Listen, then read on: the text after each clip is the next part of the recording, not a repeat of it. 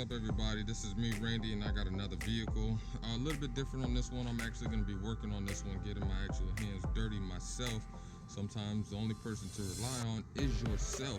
So with that being said, I'm moving on to this 05 Mitsubishi Galant. This vehicle, we just actually got on a repossession, and I hate to say that I got it on a repossession, but honestly, business is business, and a lot of people don't take care of their obligations, and of course they look at you like it's your fault.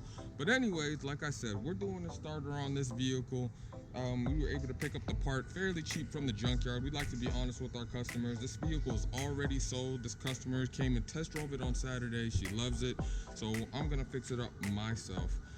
Again, because you can't count on anybody. So it's a starter that we're replacing, but check out everything that I had to take out. Not only did I have to take out the exhaust manifold, which this is the shield and that is the exhaust manifold there, but you actually have to disconnect the lower exhaust and all of the O2 sensors as well, just to get to the starter. Now you may be asking, where the hell is the starter exactly?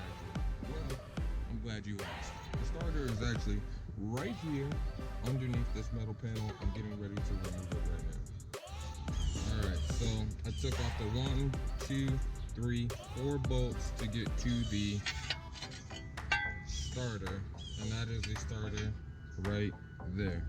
This is the whole starter unit. I gotta figure out how to take it out. It looks like there's 2 bolts over here already that I can see, 1 bolt here and 1 bolt there, which means I'm still gonna have to take out probably all of this. Not exciting, but at the end of the day, we still have an answer on exactly what we need to do to take care of the problem. So you guys stay tuned with me, and we're gonna get this thing done. All right, so after taking off a little bit of the air intake, or the intake box here, I'll show you. After taking off a little bit of this here and taking off the computer, I was gonna get ready to take the mounting bolts out for this to get this all out of the way. But if you can look down here, it's very hard to see, but I actually had a socket already on here. I'm actually pointing to it now, and you can kind of see it flickering back and forth right there. I have a socket there, and there's also another bolt right here at the very top. It's kind of hard to get to, but you can actually fit a wrench down in there and break it loose. Now, fishing it out is going to be a little bit of a challenge, but you might save some time by taking off that air intake box, because to be honest with you, I don't think you're really going to get any clearance to get in there. So I finally got the starter off.